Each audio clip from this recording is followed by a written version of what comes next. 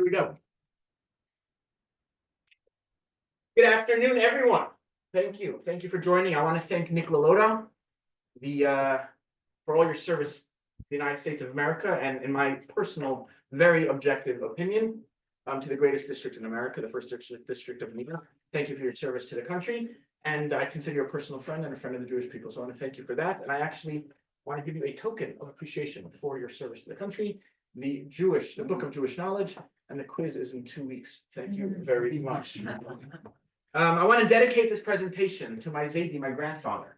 Zaidi, Mexico. Zaidi, Mexico served. Hold on, why is this not clicking? There we go.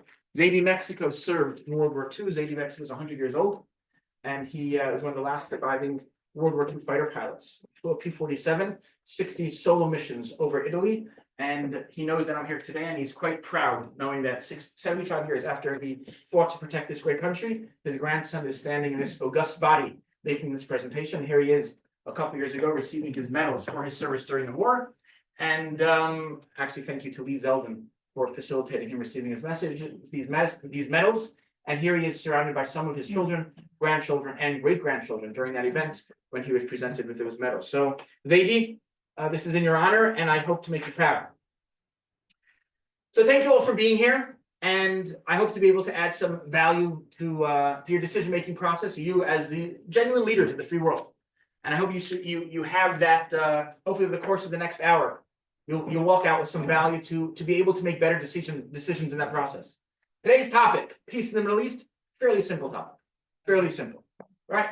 Obviously not. Thousands of gallons of ink have been spilled trying to solve this conflict. Decades of diplomacy. Who knows how many hours trying to solve this conflict? And of course, it's an issue that affects millions and millions of people. And we all want peace. We all want genuine, lasting peace. Peace that is not dependent on the political winds of the moment. Peace that is not dependent on a specific American administration. Peace that is not dependent on the moods of many of the regimes in the countries surrounding Israel. We want peace that's compassionate, peace that's comprehensive, and we want a peace that all of God's children, all of them, living in that region can live in stability and peace and harmony. In addition, this topic doesn't just affect the people in that region, but every time there is a war in Israel, there's a surge in anti-Semitism, and Jews around the world go through this experience when they're painted on the world stage in a negative light. And as we've experienced in this country, and really any country where Jews live, there has been a surge in anti-Semitism. So this topic doesn't just affect those living in the Middle East, it really affects the entire Jewish people. The good news is that we find ourselves in a time period where I think most people realize that what we've attempted to do over the last 75 years doesn't work. We are the poster children for Einstein's definition of insanity. And we've been trying to do it again and again, and it hasn't worked. And we desperately want a comprehensive and compassionate peace that will work.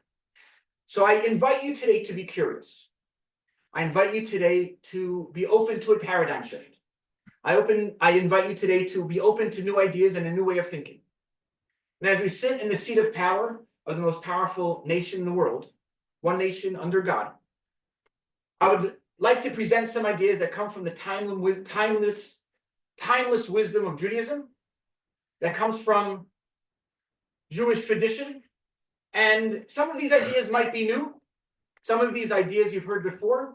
But what I would like to do is present it to you in a systematic, structured format that will give you foundational guidelines and a framework with 8 foundational principles within which you'll be able to make decisions really in any military situation you find yourself in where the goal is peace, especially in the Holy Land. The ideas that I present to you today were communicated by the Lubavitcher Rebbe, Rabbi Mendel Teldon, the head of the Chabad movement, whose life really paralleled the Jewish experience of the 20th century. The Rebbe started off as a Russian refugee. The Rebbe was a Holocaust survivor. The Rebbe moved to Brooklyn in the 1940s, and the Rebbe was the most influential Jew of his time until today. Or actually from LBJ through Bush, almost every single American president sought out the Rebbe's counsel and had a relationship with the Rebbe. And every Israeli prime minister and president sought the Rebbe's advice and counsel. And till today, I'm sure if anyone here in the room would like to visit the Rebbe's resting place for prayer, either Rabbi Shem Tov, the Chabad Rabbi here in DC, or your hometown Chabad Rabbi would be honored to take you with. I just want to make mention as well that Chabad is completely an apolitical organization, and this presentation, as you see it today, will not change in any environment, in any crowd. It will be the exact same presentation, regardless of the politics at play. All right, they tell the story of the couple that goes on a hot air balloon. Delightful ride. They're in the hot air balloon going up, peaceful, quiet, so peaceful and so quiet that they fall asleep. They wake up sometime later, they're not sure where they are, they're not sure what time it is, and this balloon is hovering somewhere between heaven and earth, and finally gets a little lower, and they see a gentleman running down below, and they say, "Excuse me, sir, can you please tell us, where are we?" And the gentleman looks up and he says, "You are longitude 48.296, latitude 64.197. And the lady looks down, she says, "You must be a rabbi." He's like, "Yeah, how'd you know?" She says, "Because what you said is 100% true and completely irrelevant." So I hope to buck that trend today and share with you information that while being 100% true is both relevant and actionable as well. And let's start at the beginning. What are the Jewish people doing in that part of the world? And it's a fairly simple answer. 3,767 years ago, in a town called Hebron, many of you might have actually been there, God appears to Abraham and says, on that day, God formed a covenant with Abraham, saying, "To your descendants, I have given this land." And a little bit later, God again says, "And I will give you and your seed after you the land of your sojournings, the entire land of Canaan, for an everlasting possession." In your booklets, page 13 through 16, there are many different quotes and references, how God reiterates this idea and this promise to Abraham, to Isaac, to Jacob, to his children afterwards, to the entirety of the Jewish people for generations to come.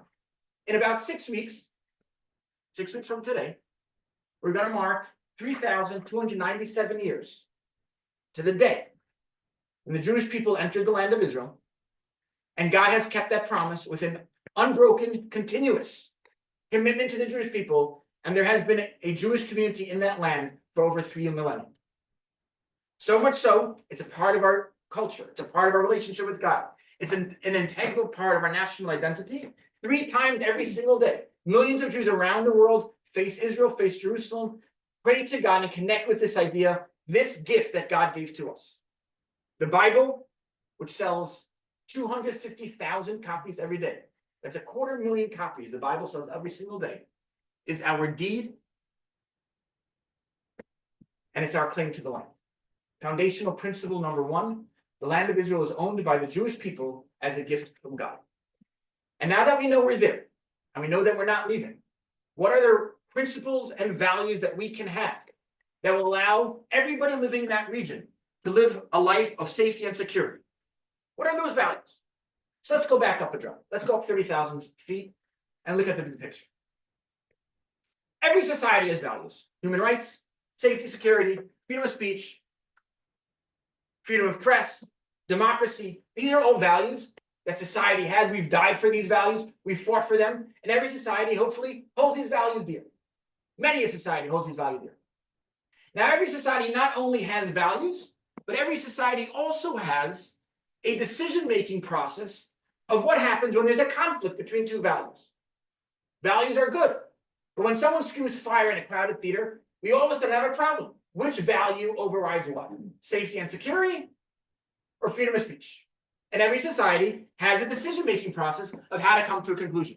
In the United States of America, that decision is based on the Constitution, the Bill of Rights, etc. Up the block is a beautiful building, the Supreme Court. Up the block, we have a beautiful building, the Supreme Court, which spends almost all of its time answering this question. You have 2 conflicting values. Which one takes precedent over the other?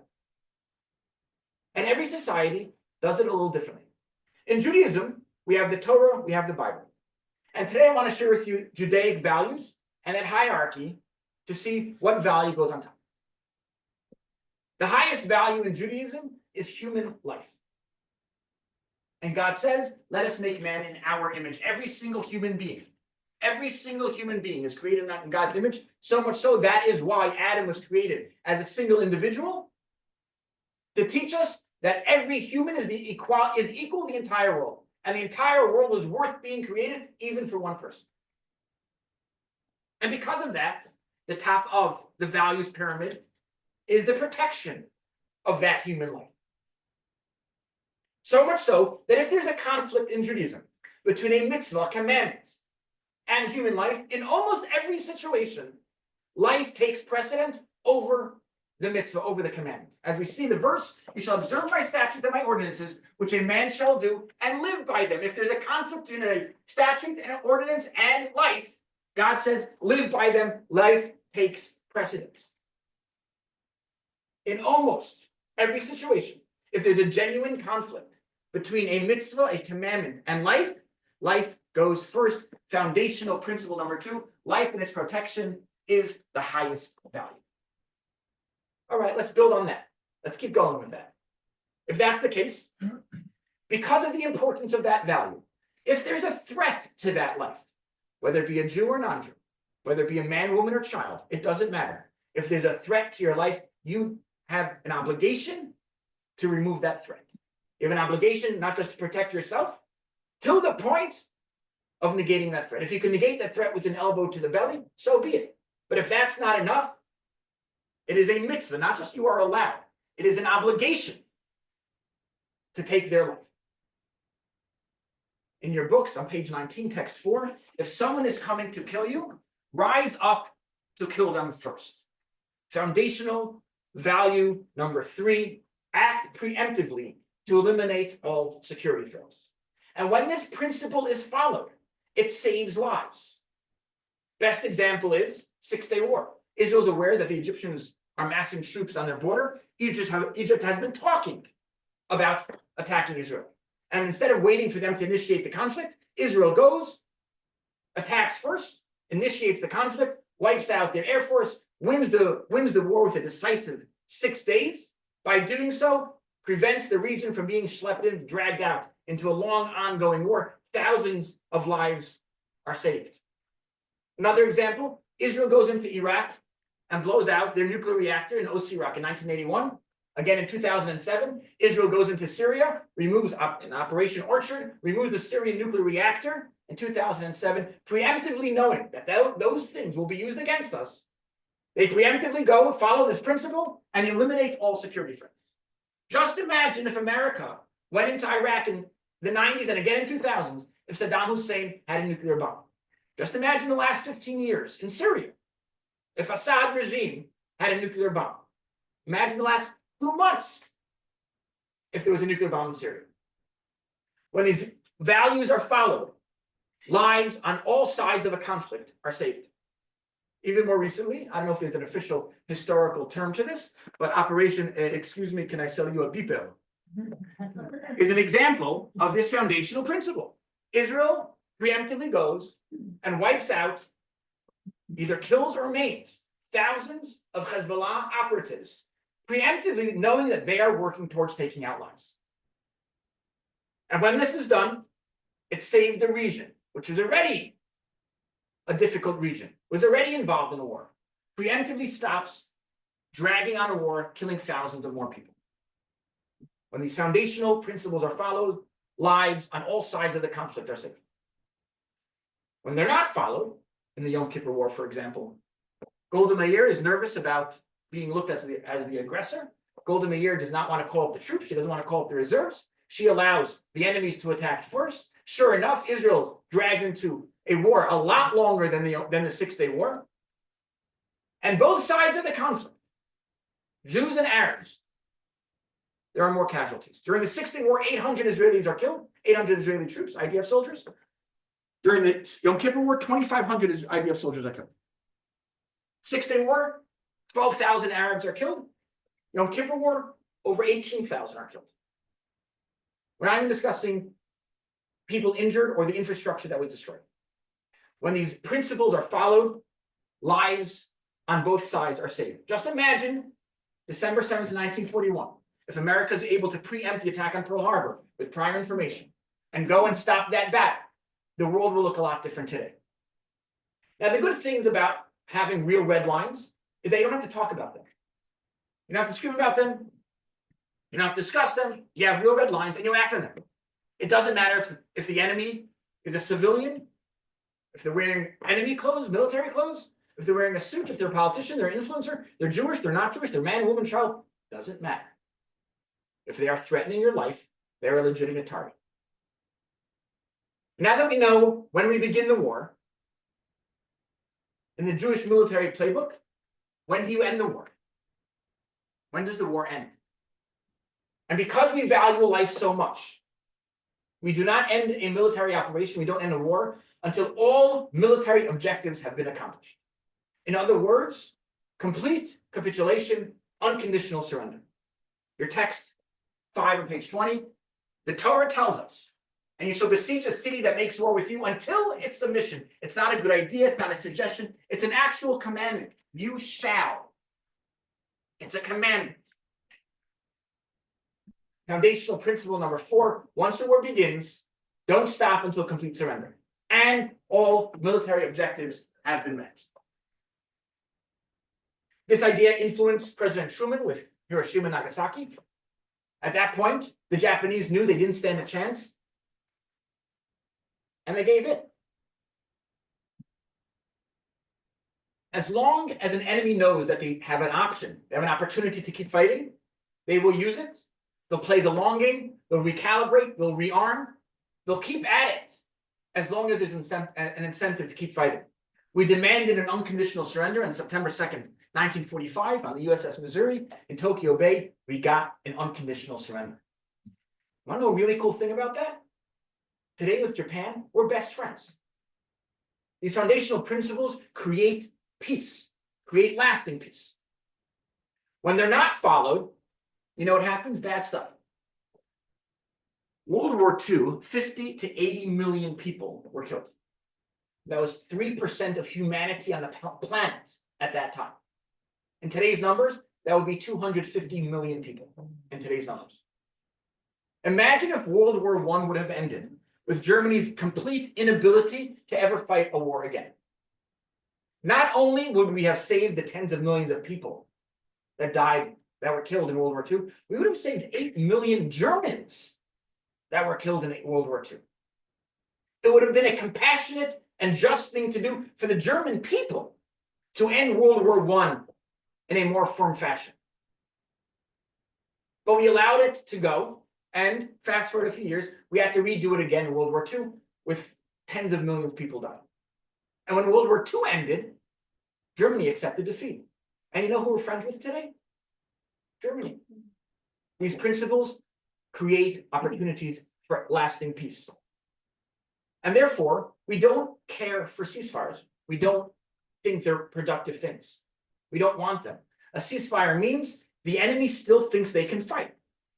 A ceasefire means the enemy still has motive to stick it out. They'll do a jab, another jab, fight a little bit more. They'll rearm, they'll reassess, recalibrate, holding out for a better time for them to come back and fight you. We don't accept ceasefires.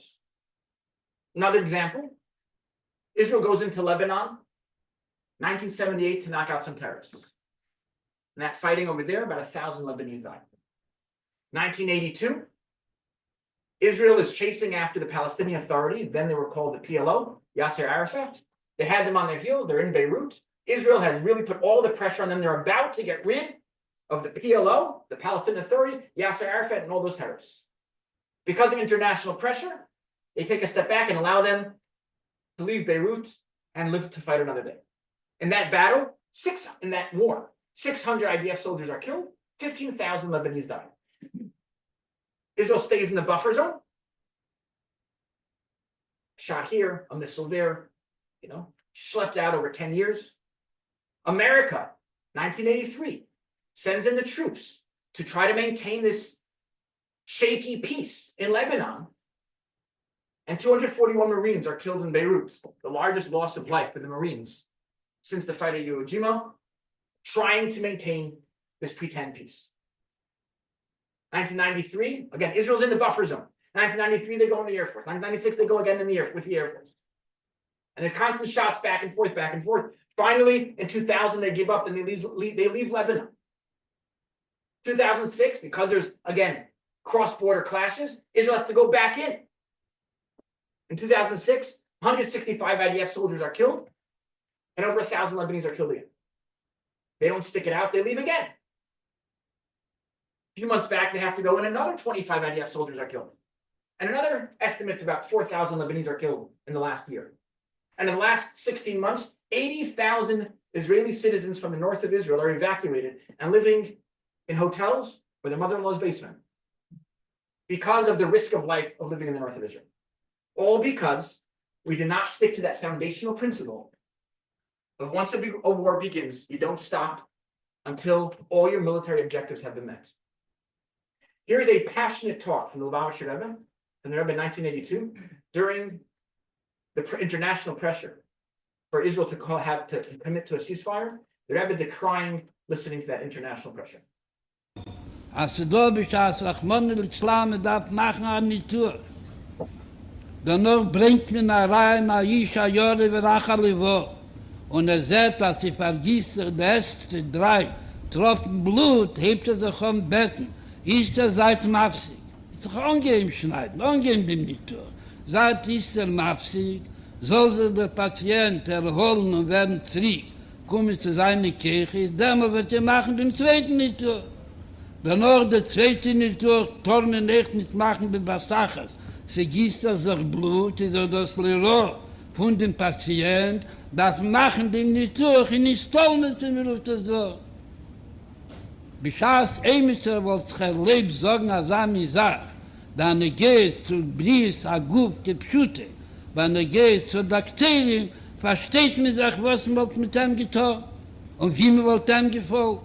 Hat man getan, hat die Sache mit der 3 Millionen Nieden gemacht an die Tuach, noch hat man gebracht, Aisha Jore Rehearsal Levo, hat geheißen, Mafsig sein, hat nämlich gewollt folgen und geht machen an Asife, hat gesagt, sie sind nicht demokratisch, und man darf fragen bei Zweiten und da so kann fragen in Deutschland. Und danach gewesen weiterer See und wiederer See, hat man gemacht, der Zweiten nicht durch Hiebe gehasert, dieselbe Sache. Der Dritten nicht durch Hiebe gehasert, dieselbe Sache. Wie ist dort der Vierte nicht durch, was man schon eben getan? Und man hat schon gebracht, Korbonis, weil Hashem hinten dumm.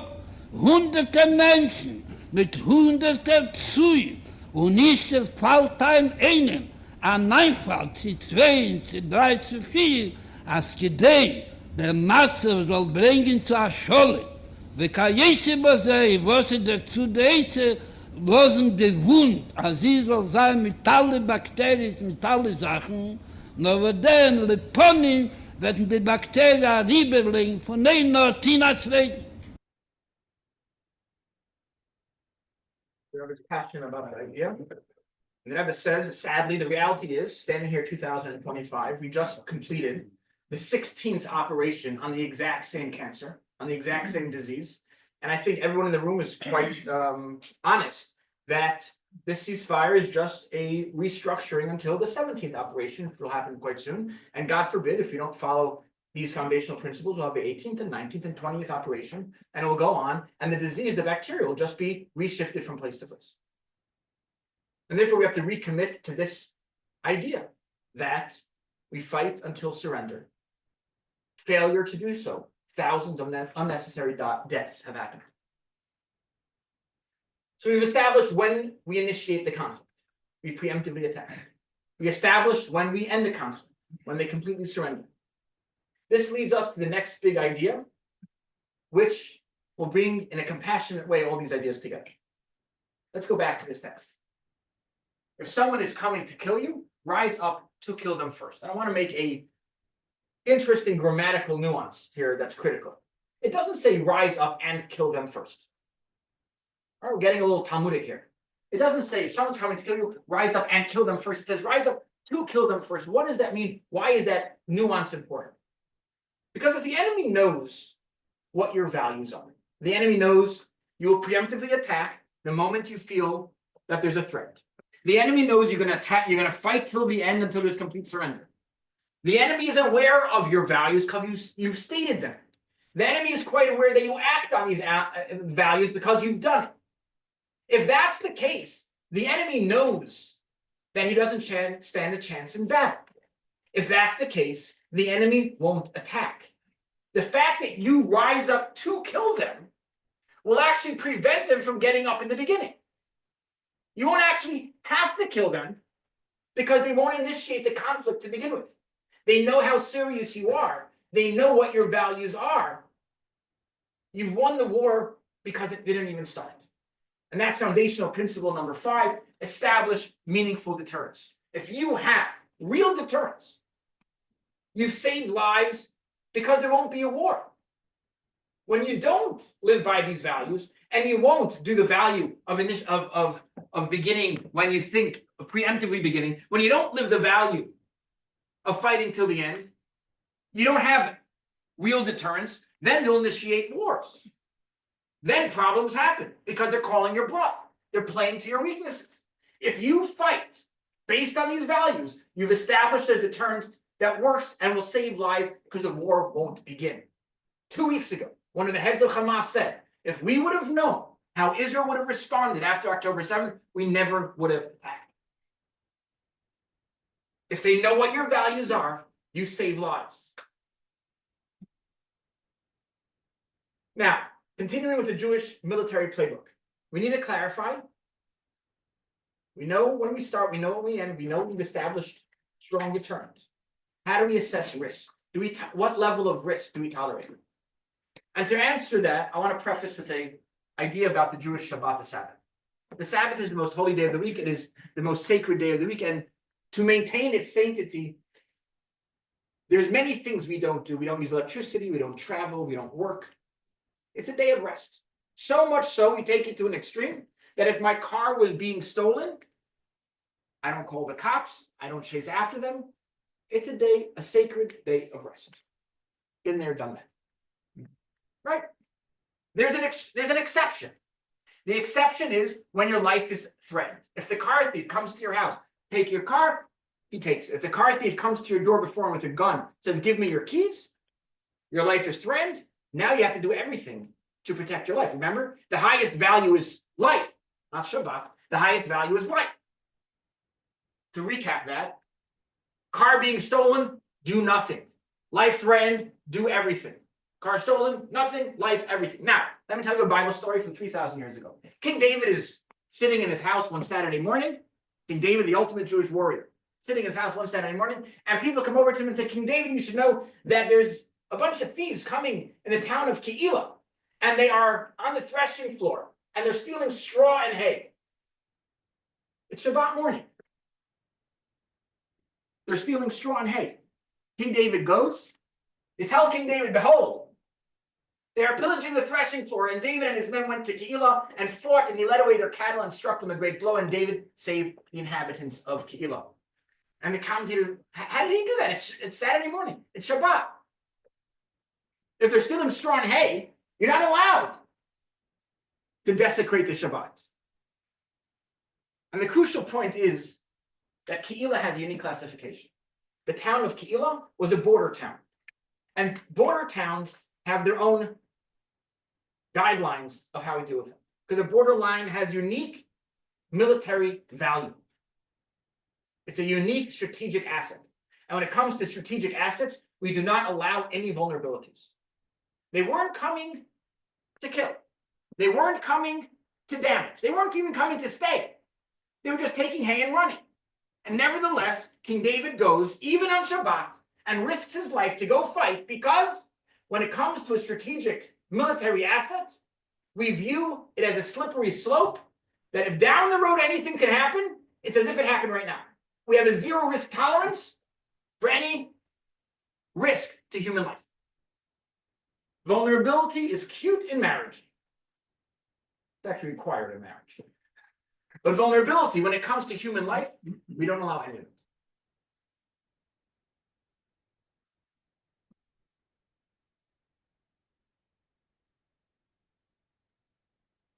As it says in your books on page 21, text 7, we view a city alongside the border differently for fear that if the enemy conquers it, it will be a launching pad that will allow them to conquer the entire land with greater ease. If they get comfortable in this town of Keilah,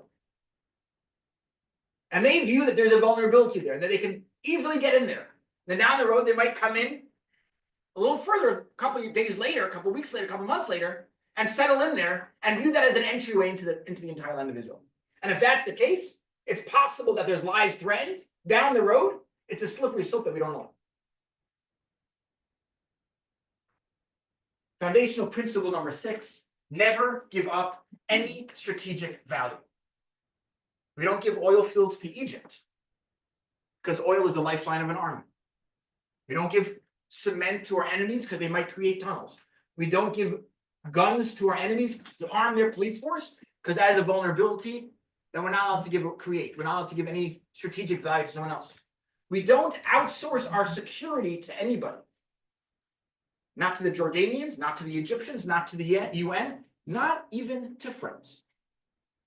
Because the moment I need to outsource my security to you, I've given up a strategic military asset. I've created a vulnerability, maybe not today, but down the road, very probably.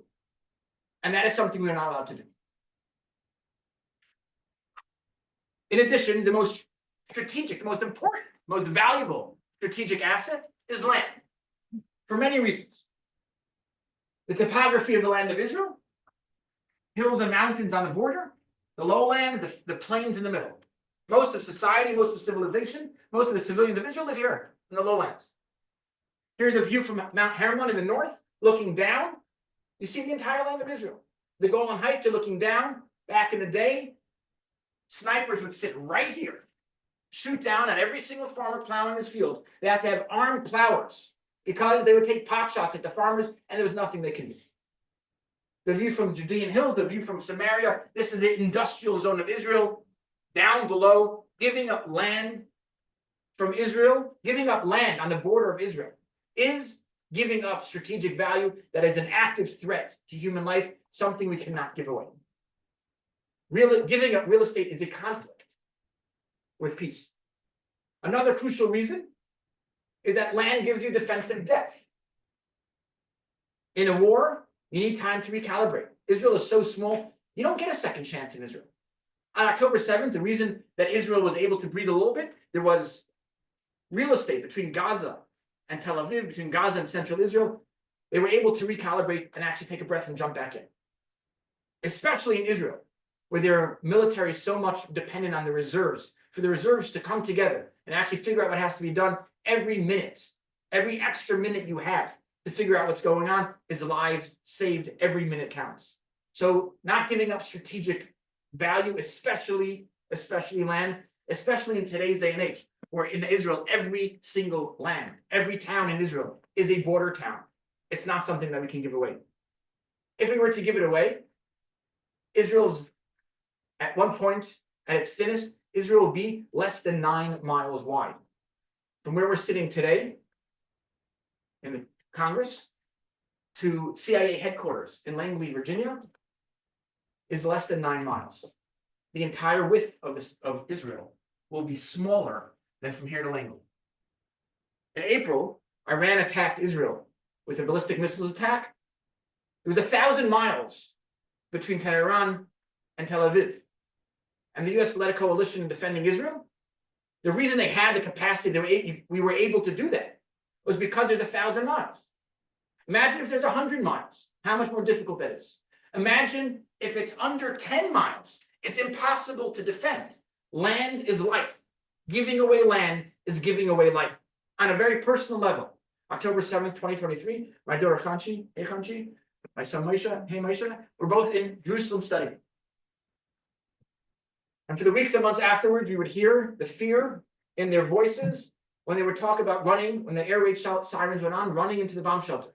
Because of the proximity from Jerusalem to Gaza, they had 45 seconds to get from wherever they were in school to the bomb shelter. Now compare that to my niece Musi. My niece Musi was in Tzfat in the north. Tzfat is 7.5 miles from the Lebanese border. Because of the proximity from Tzfat to Lebanon, she had not 45 seconds, she had 15 seconds to get into a bomb shelter. Imagine you're in bed in pajamas. Imagine you're in the shower and you need to go find a towel. You have 4 seconds to save your life. Land is life in Israel.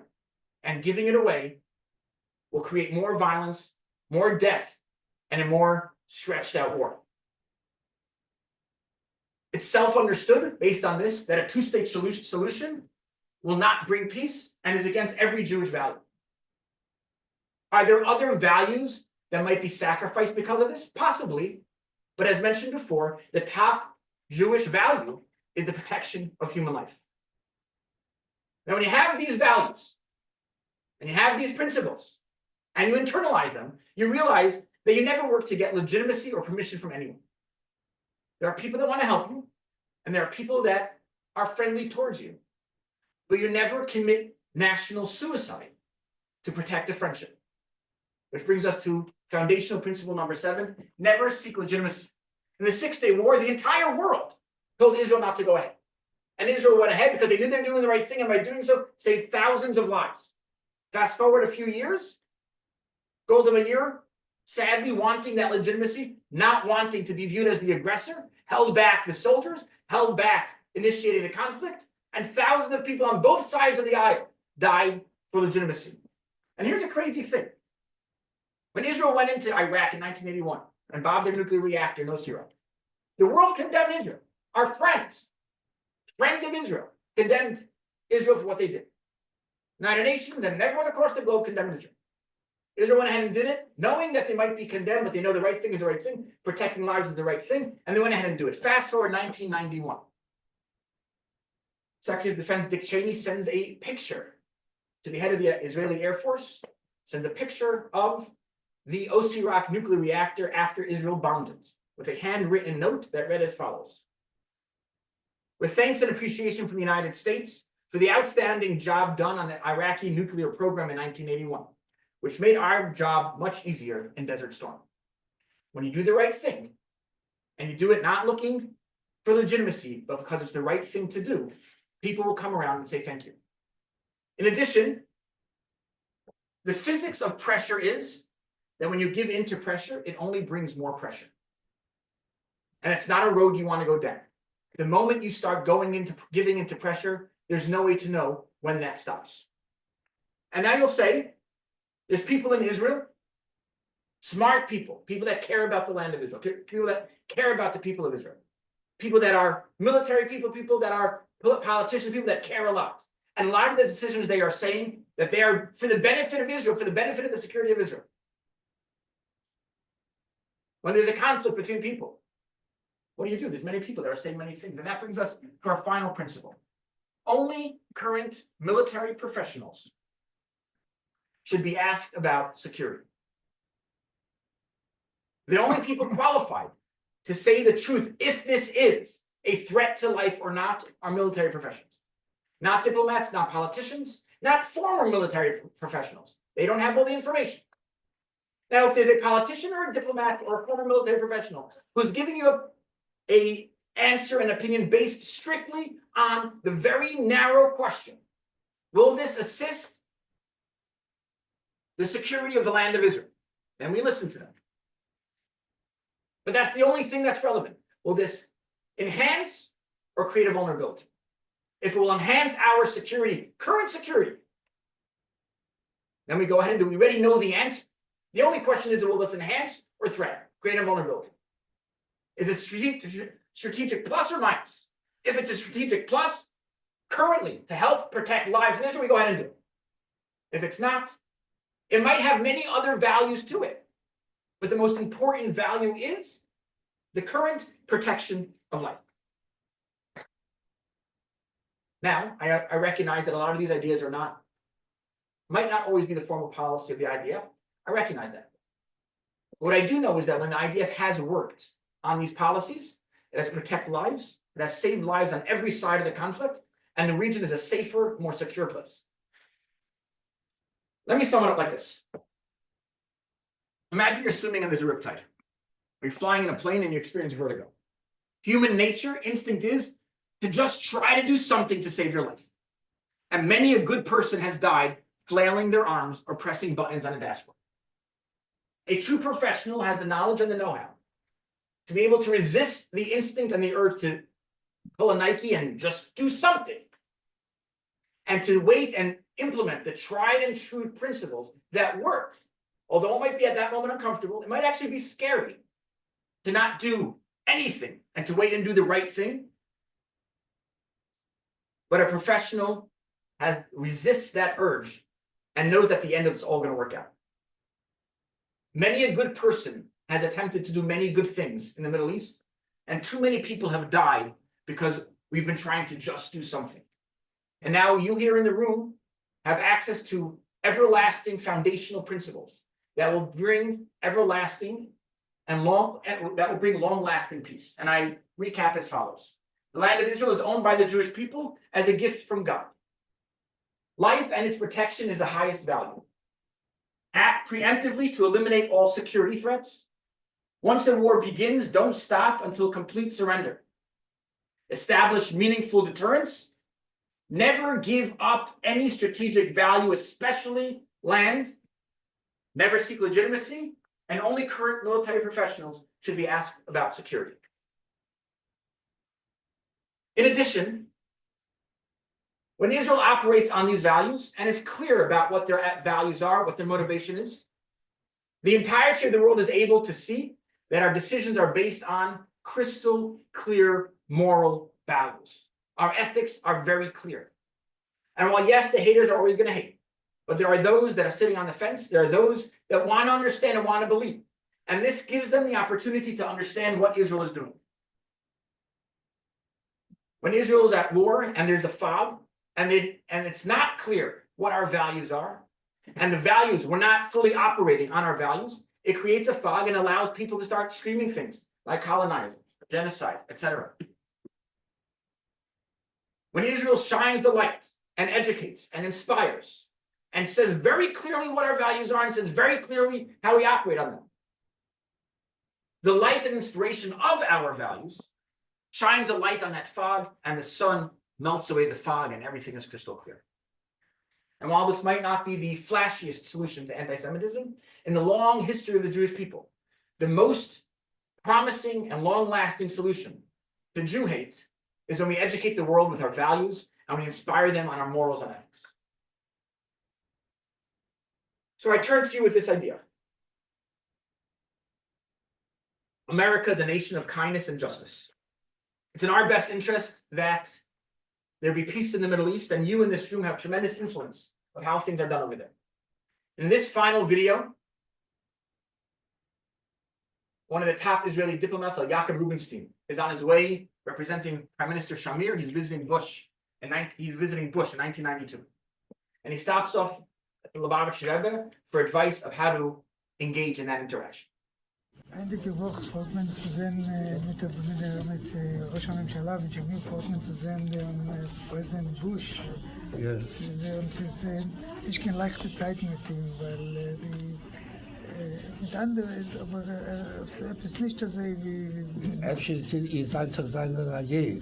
Ja, danke. Seit von den Jahren, so jeden wie etwas ist in den United States, darf man beweisen, man ist starke Behadeyot und behalten nicht, was sie noch gerne niederfallen, was man zu machen, das war was anderes, kann das nicht sein.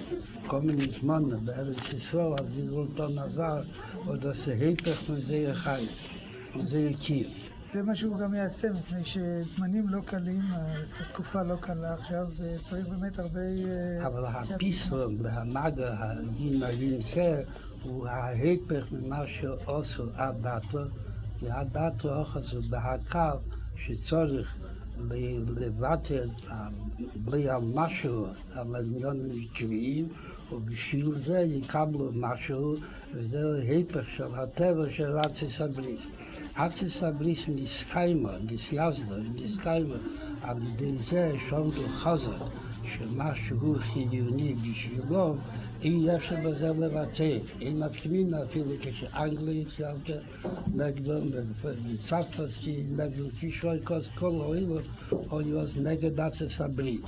ובשביל שאוחזו, בקו זה, בזה הצליחו, ומצליחים עד היום הזה. אנחנו אומרים להם שמה שבשבילם עניינים של מדיניות חוץ, בשבילנו זה עניינים של קיום.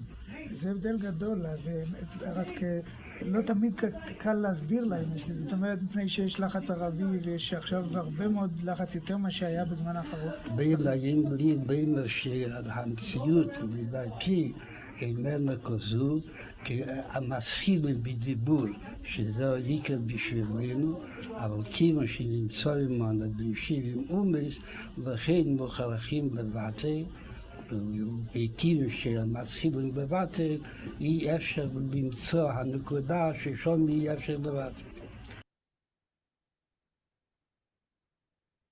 The U.S. role is encouraging Israel to stick to these values. Sometimes even Jews need to be reminded what Jewish values are. Let Israel do what Israel needs to do when it's sticking to these foundational principles.